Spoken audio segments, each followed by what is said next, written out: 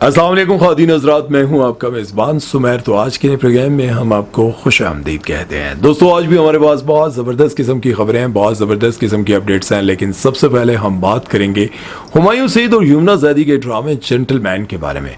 हाय, drama तो ख़त्म हो गया, हुण किहड़ी खबर है? हाँ, खबर है भाई। जैसे कि आप सभी जानते हैं, पाकिस्तानी ड्रामा इंडस्ट्री बल्कि फिल्म इंडस्ट्री की एक ऐसी सेलिब्रिटी है जो आए दिन कोई ना कोई शोशा छोड़ती रहती है, और वो चाहती है कि भाई मेरा कोई ड्रामा आए ना आए, मेरे शोशे वायरल रहन सोशल मीडिया ते। ए जेड़ा सोशल मीडिया ते वायरल होना है ना भाई, ये भी बड़े नसीब दी गल है। मैं बात कर रहा हूँ यासिर हुसैन के बारे में। यासिर हुसैन ने कहा भाई कि ये जो जेंटलमैन ड्रामा है ये पहले मुझे ऑफर हुआ था, लेकिन मैंने रिजेक्ट कर दिया। ऐसा आपको थंबनेल पर लिखा हुआ मिलेगा, लेकिन उन्होंने बात क्या की वो मैं आपको जरा बताता हूं। पहले उनसे ये पूछा गया कि जेंटलमैन आपको ऑफर हुआ था, आपने रिजेक्ट कर दिया। उन्होंने कहा नहीं, रिजेक्ट नहीं किया, मेरे पास डेट्स का इश्यू था, क्योंकि मेरे पास काम नहीं था, मेरे पास काम बहुत ज्यादा था, तो मैं वो डेट्स नहीं दे पाया। अब उन्होंने कहा अच्छा, बड़ी बात है भाई, आपसे पहले हुमायूं सईद से पहले आपको कास्ट किया गया था। वो कहते नहीं नहीं, लोगों को लगेगा कि शायद हुमायूं सईद की जगह मुझे कास्ट किया गया था। ऐसा नहीं है, मुझे अहमद अली बट वाला किरदार ऑफर हुआ था, लेकिन मैंने वो किरदार इसलिए रिजेक्ट कर दिया, नहीं किया, क्योंकि मेरे पास डेट्स नहीं थी। और ये तो आप सभी को पता है कि बहुत सारे एक्टर्स ये बाद में कहते रहते हैं कि मुझे ये ड्रामा ऑफर हुआ था, मुझे वो ड्रामा ऑफर हुआ था, और उस ड्रामे के बारे में कहते हैं जो ड्रामा हिट गया होता है, जिस ड्रामे पर ज्यादा पैसा लगा होता है। जिस तरह से आप सभी को पता है फिरोज खान ने कहा था कि मुझे मेरे पास तुम हो में दानिश वाला किरदार ऑफर हुआ था। उसके बाद परीजाद वाला किरदार मोहसिन अब्बास हैदर ने कहा कि वो भी मुझे ऑफर हुआ था। उसके बाद उन्होंने कहा कि वो जो देवदास फिल्म आई थी, शाहरुख खान वाला किरदार भी मुझे नहीं ज्यादा हो जाएगा, लेकिन ये जो बाकी मैंने बताया वो सच है। उन्होंने कहा था कि भाई ये मुझे ऑफर हुआ था, लेकिन मैंने किया नहीं। अच्छा जी, अच्छा, और भी बहुत सारे ड्रामों के बारे में उन्होंने कहा कि ये सारे मुझे ऑफर हुए थे यार। लेकिन हैरत की बात है कि जितने सुपर हिट ड्रामे हैं वो सारे मोहसिन अब्बास हैदर को ऑफर हुए थे, लेकिन उन्होंने किए नहीं। ऐ समझ तुम्हारे भाई। इस तरह तो मैं भी कहता हूं कि ड्रामा सीरियल इश्क मुर्शद में शामिर वाला किरदार मुझे ऑफर हुआ था। वो अलग बात है कि दूर फिशा असल में मुझे इतनी खूबसूरत नहीं लगती, जिसकी वजह से मैंने वो किरदार रिजेक्ट कर दिया। दूर फिशा असल में ना समझ आइएगा तो तुसी नाराज ना हो जाना, वो तो मैंने इसलिए रिजेक्ट कर दिया कि पैसे कम दे रहे थे, 250 रुपया दे रहे सन यार, साहब लाओ तुसी। मैं कहा पूरा 300 लेवांगा फिर करांगा है ड्रामा। यार ये सारी चीजें आपको सुनने को मिलती रहती हैं, लेकिन यकीन जाने जब मैं कभी किसी डायरेक्टर से पूछता हूँ या प्रोड्यूसर से या राइटर से पूछता हूँ क्या आपने वाकई इनको कास्ट किया था, वो कलमा पढ़ के कह देते हैं कि मैं कभी सोचा भी नहीं। वो ये कहते हैं कि एक्टर बहुत अच्छा है, लेकिन मैंने सोचा भी नहीं कभी कि मैं इसको कास्ट करूंगा। खैर, इस बारे में आप लोगों की क्या राय है कमेंट सेक्शन में जरूर बताइएगा। चलते हैं नेक्स्ट खबर की तरफ और बात करते हैं ड्रामा सीरियल मोहरा के विलन आगा अली के बारे में। आगा अली के बारे में बात करेंगे जी। तो आगा अली ने बताया अपने एक इंटरव्यू में कि जब मेरे पास ये स्क्रिप्ट आया तो मैंने देखा, तो स्क्रिप्ट को मैंने जब पढ़ा था तो मुझे लगा कि यार मेरा जो किरदार है वो बहुत ही सख्त है। किरदार क्या है कि एक ऐसा लड़का दिखाया जाता है जो कि हमारे वैसे आम तौर पर सुपर हिट ड्रामों की कहानियों में यही दिखाया जाता है। दिखाया ये जाता है कि एक यूनिवर्सिटी में बिगड़ा हुआ लड़का है, ठीक है, शुक्र है यूनिवर्सिटी दिखाई है, कॉलेज नहीं दिखाता। यूनिवर्सिटी का एक बिगड़ा हुआ लड़का, एक लड़की उसको अच्छी लगती है और वो उसको छेड़ देता है, क्योंकि वो होता ही ऐसा विलन टाइप का, जो लड़की उसको अच्छी लगती है उसको छेड़ने लग जाता है। अब जब वो इस लड़की को छेड़ता है तो वो लड़की आगे से इसको थप्पड़ मार देती है। अब वो क्या करता है कि अपने प्यार के झांसे में उसको लेता है, उसको फंसाता है, और फंसाने के बाद खुफिया निकाह कर लेता है। खुफिया निकाह करने के बाद अगले ही दिन, मतलब सुहाग रात के बाद, सुबह उसको तलाक दे देता है। अब उस लड़की को तलाक हो जाती है। वो तलाक होने के बाद अपने माँ बाप के घर चली जाती है, क्योंकि वैसे तो निकाह ही खुफिया था। अब उसके माँ बाप उसकी अगली जगह पर शादी करने लगे होते हैं। जब शादी होने वाली होती है, मेहंदी होने वाली होती है, तो एक डॉक्टर की एंट्री होती है।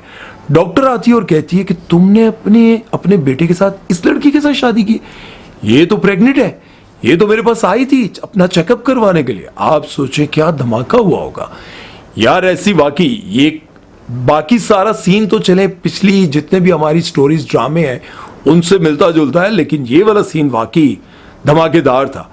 अब वो क्या करते हैं जी कि उस लड़की का रिश्ता सब कुछ वहीं पर ख़त्म कर देते हैं और वो लड़की खुदकुशी कर लेती है, मर जाती है। अब इस पर अगली कह रहे हैं कि जब मैंने ये किरदार किया, अब जब मैंने स्क्रिप्ट पढ़ा, बहुत गहराई से पढ़ा, तो मुझे सीखने को बहुत कुछ मिला। ये सीखने को नहीं मिला कि आप ऐसे दिलेर बने या किसी के साथ जुल्म करें, नेगेटिव बने। उन्होंने कहा कि मैंने ये सीखा कि आपके छोटे से छोटे एक्शन से आपको तो कोई फर्क नहीं पड़ता, लेकिन दूसरों की जिंदगियां बर्बाद हो जाती हैं। और वाकई कमाल की बात थी, और ये मैसेज भी उन्होंने बड़ा कमाल का दिया कि आपकी छोटी से छोटी हरकत की वजह से दूसरों की जिंदगियां बर्बाद हो जाती हैं। खैर, अगर इनके ड्रामे मोहरा के बारे में बात की जाए तो बहुत हिट्स आ रहा है। और साथ में आपको ये भी बताता चलूं कि उन्होंने ये भी कहा कि जब मेरे साथ मेरे ही टाइम पर एक और पाकिस्तान का बहुत बड़ा ड्रामा, जिसे मैं ताजमहल समझता हूं, क्योंकि उसमें ऐसे मोती लाकर पिरोए गए हैं डायरेक्टर की सूरत में, एक्टर्स की सूरत में, राइटर की सूरत में, मैं उसको ताजमहल समझता हूं। वो बात कर रहे थे मैं मंटू नहीं हूं, उसके बारे में वो कहते हैं कि मैं सोच रहा था कि एक तरफ मैं मंटू नहीं हूं वो रिलीज हो रहा है और दूसरी तरफ मेरा ड्रामा कौन देखेगा। लेकिन इत्तेफाक की बात है कि जब मैं देख रहा था मेरा ड्रामा उनसे ज्यादा व्यूज हासिल कर रहा है। अब बातों बातों में उन्होंने ये बात तो कह दी और सच भी थी, लेकिन उन्होंने इस ड्रामे की तारीफ भी की और ये भी कहा कि इस ड्रामे पर बहुत मेहनत की गई, मैं मंटू नहीं हूं। और इस ड्रामे में मोती, फिल्म इंडस्ट्री के, ड्रामा इंडस्ट्री के मोती इकट्ठे करके पिरोए गए हैं, चाहे वो डायरेक्टर, राइटर और सबकी सूरत में हो।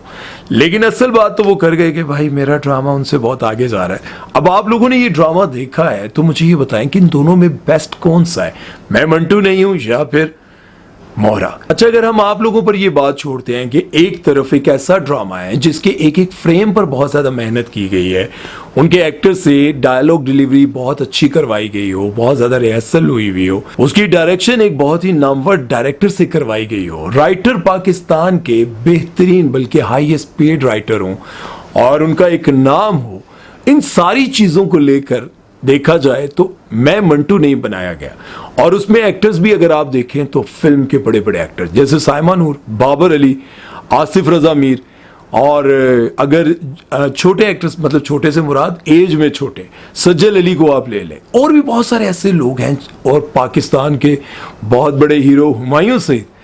अब एज की बात छोड़ दें, लेकिन हीरोज के हवाले से देखा जाए तो हुमायूं सईद पाकिस्तान के बड़े हीरोज में से एक हैं।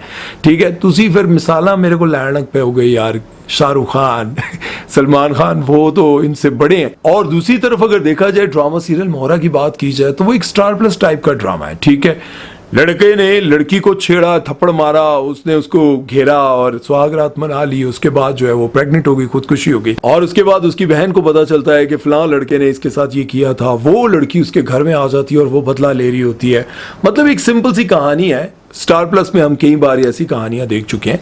और एक तरफ वो कहानी है जिस पर दिन रात मेहनत की गई हो, उसको बनाने में, शूट करने में, लोकेशंस पर, एक एक चीज पर मेहनत की गई हो। अब इन दोनों चीजों में ऐसा क्यों है कि एक के व्यूज बहुत ज्यादा है और दूसरे के उससे कम व्यूज है? ऐसा क्यों है? ये तो अब आप लोग ही मुझे बता सकते हैं और आप लोगों ने कमेंट सेक्शन में जरूर बताना है। खैर, चलते हैं नेक्स्ट खबर की तरफ और बात करते हैं पाकिस्तान की एक सीनियर एक्ट्रेस जो कि पाकिस्तान की बहुत सारी जूनियर और जवान एक्ट्रेसेस को पीछे छोड़ देती हैं। भाई, उन्होंने अपनी फिटनेस का इतना ख्याल रखा हुआ है, अपने आप को इतना मेंटेन करके रखा हुआ है कि उनका एक फोटोशूट आता है तो भाई लोगों को पता नहीं क्या हो जाता है। हालांकि आप वो फोटोशूट देखें, वो उनकी वॉक देखें, चीजें देखें, तो लोगों ने अजीबोगरीब बातें करना शुरू कर दी कि भाई बूढ़ी घोड़ी लाल लगाम और इस तरह की बेहुदा किस्म की बातें करना शुरू कर दी। बूढ़ी घोड़ी लाल लगाम मैं ये इसलिए बोल रहा हूँ क्योंकि वो खुद भी कहती रहती हैं कि मेरे जितने भी फोटोशूट्स या फिर वीडियोस आते हैं तो उन पर लोग ये वाला कमेंट लाजमी लिखते हैं। मैं बात कर रहा हूँ सबा फैसल के बारे में। सबा फैसल, आपने उनको देखा, पहले तो आपने बहुत सारे ड्रामों में उनको देखा होगा और वो खुद भी कहती रहती हैं कि भाई मैं अपनी फिटनेस का बहुत ख्याल रखती हूँ, फिलर्स का ख्याल रखती हूँ, हर चीज का ख्याल रखती हूँ।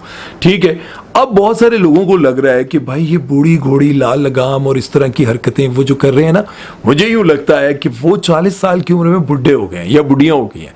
अब उनको लगता है कि भाई ये जो सबा फैसल है ना, इनको अपनी उम्र का ख्याल करना चाहिए। देखिए, दुनियावी लिहाज से अगर देखा जाए तो उन्होंने अपने आप को ठीक रखा हुआ है, मेंटेन रखा हुआ है, इंडस्ट्री में उन्होंने रहना है, काम करना है। भाई अगर यंग लड़कियां अपने आप को इस तरह मेंटेन नहीं रख सकती तो जाहिर है अगलों ने सबा फैसल को कास्ट कर लिया और बहुत खूबसूरत लग रही है। भाई मैं सच में बता रहा हूँ, मुझे पहले मैंने देखा कि यार हो सकता है ये जो लोग मुझे भेज रहे हैं कोई बहुत वल्गर किस्म का ऐसा उन्होंने ड्रेस पहना होगा या कोई ऐसी वॉक की होगी, ऐसी हरकत की होगी, तो मैं इस पर कैसे बोलूँगा भाई, मैं ये बोलूँगा, मैं वो बोलूँगा। लेकिन जब मैंने देखा यार वो इतनी अच्छी लग रही हैं, इतनी प्यारी लग रही हैं। आप लोगों की बात भी ठीक है कि इंसान को अल्लाह अल्लाह करना चाहिए। क्या अल्लाह अल्लाह करने के लिए कोई उम्र की कैद होती है? अल्लाह अल्लाह तो हर उम्र में करना चाहिए, आपको भी करना चाहिए, मुझे भी करना चाहिए, सबा फैसल को भी करना चाहिए। हो सकता है वो हमसे ज़्यादा करती हो, हमसे ज़्यादा अल्लाह अल्लाह करती हो, ठीक रास्ते पर चलती हो, लोगों की मदद भी करती हो। लेकिन बात यहाँ मेरी समझ से बाहर है कि जब भी कोई सीनियर एक्ट्रेस अपने आप को मेंटेन करती हैं या फिर उनका कोई वीडियो क्लिप आता है तो वहाँ पर लोग ये कहने लग जाते हैं, उनकी एज को लेकर एज शेविंग करने लग जाते हैं, बॉडी शेविंग करने लग जाते हैं। बॉडी शेविंग में तो आपको कुछ मिला नहीं, लेकिन एज शेविंग के लिए आपके पास बड़े वर्ड्स थे, आपने बहुत उनको तनकीद का निशाना बनाया। लेकिन मैं ये समझता हूँ कि यार उन्होंने अपने आप को बहुत फिट रखा हुआ है। इससे आपको ये सीखने को मिलता है कि आप उस वक्त वॉक के लिए निकलती हैं जब आप, मेरा ख्याल है, एक पूरी गाड़ी की जगह ले रही होती हैं।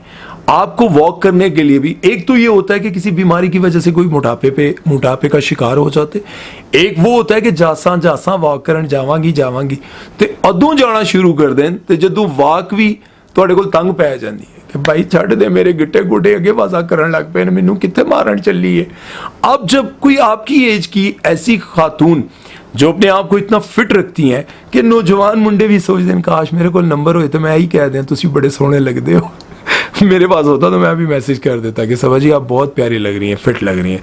लेकिन मसला ये है कि हमारे यहाँ लोग इतने जेलस होने लग जाते हैं। भाई आप भी अपनी फिटनेस का ख्याल रखें, अपने आप को बेहतर बनाने की कोशिश करें और इतना बेहतर करें कि लोग आपसे भी जेलस होने लग जाए। लेकिन इसके साथ साथ ये बात भी मैं ज़रूर करना चाहूँगा कि अगर इनके शूट पर कोई भी वल्गैरिटी मुझे नज़र आ रही होती है और मुझे लगता है कि यार बहुत गलत किस्म के लिबास में हैं, बहुत बुरा लिबास इन्होंने पहना है, जिस तरह से आयशा उमर पहनती हैं और भी बहुत सारी पहनती हैं, और जब मैं देखता हूँ तो मुझे बुरा लगता है, तो अगर ये सबा फैसल मुझे अच्छी भी लगती हैं तब भी मैं इनके खिलाफ बात ज़रूर करता।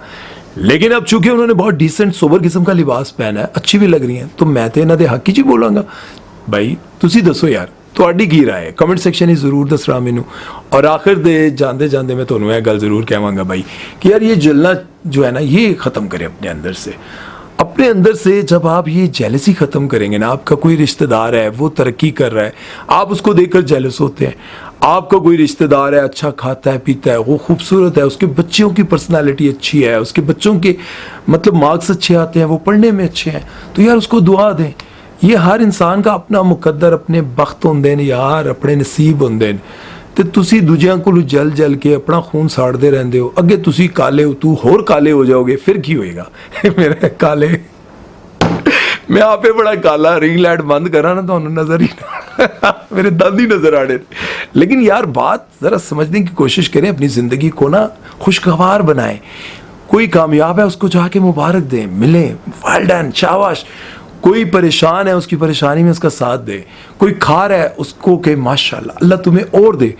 इन्हीं दुआओं की वजह से, और अपने आप को सोचो मैं उससे जल रहा हूँ, मैं इतना घटिया हूँ, मैं उसको ये बात कह रहा हूँ, कितनी बुरी बात है।